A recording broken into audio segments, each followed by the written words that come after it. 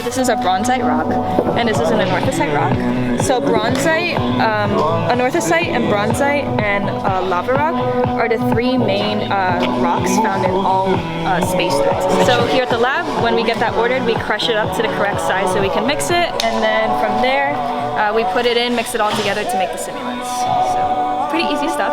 Of course, it's not just those three rocks that are used to make our simulants. We actually have a bunch of different ingredients, but we don't use them in like really large quantities, so we store them in here. So for example, one of my favorite ingredients actually is magnetite. Magnetite is used in our Martian simulant, and it's nice, pretty sparkly black mineral that we use.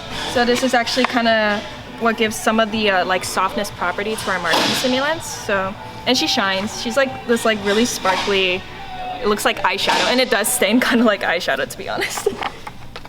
Well, anyways, a lot of our popular ingredients are here. And then when it comes to the actual process, so all of our small ingredients, they already come in the correct particle size that we want. But like those three main ingredients, the anorthosite, the bronzite, and the lava rock, you saw how it was like really, really big rocks, like really chunk rocks. So we have to crush them, and all of our crushing is actually done outside. We have two big rock crushers. We first have our rock crusher, our jaw crusher. She's in the back, but I'll show you a rock crusher up close.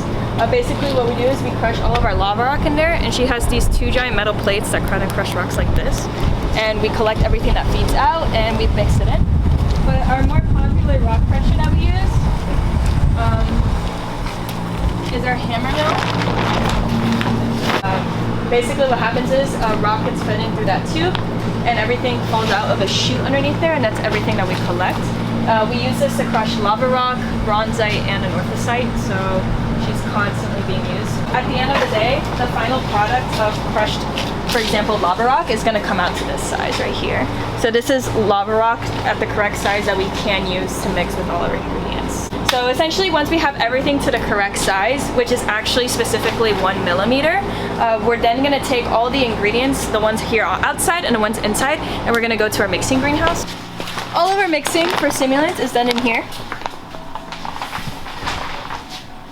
And what happens is that we pretty much have all our ingredients on here. Everything that's been crushed, it gets put in these giant bins. So for example, this is the bronzite, that brown rock that you saw. This is how it ends up looking when it gets crushed. Anorthosite, that big white rock, turns into this nice white powder.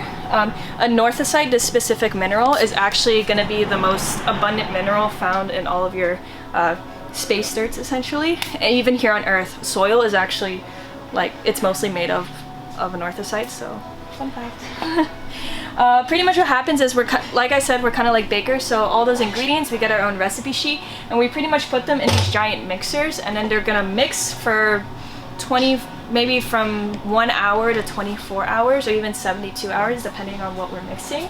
And then the final product is going to be our actual dirts. All of our simulants, pretty much all the different dirts that we make, the regolith, is going to be found on these shelves. This is where we do all our packaging. So for example, some of our LHS, you may or may not have seen our LMS. This is actually LHS, sorry, it might be. Of course, we have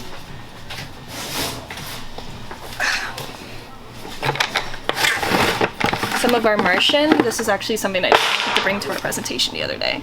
This is some our MGS1C.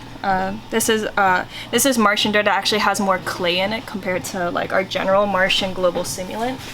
So a lot of scientists like to do water ISRU studies with this simulant. At the end of the day, when we package our simulant, we're pretty much already have a stockpile.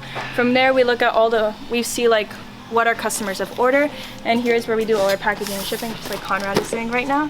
So essentially all those boxes right there is all the regolith that customers have ordered, and they're going to get shipped to wherever they need to go, so scientists can pretty much do their research.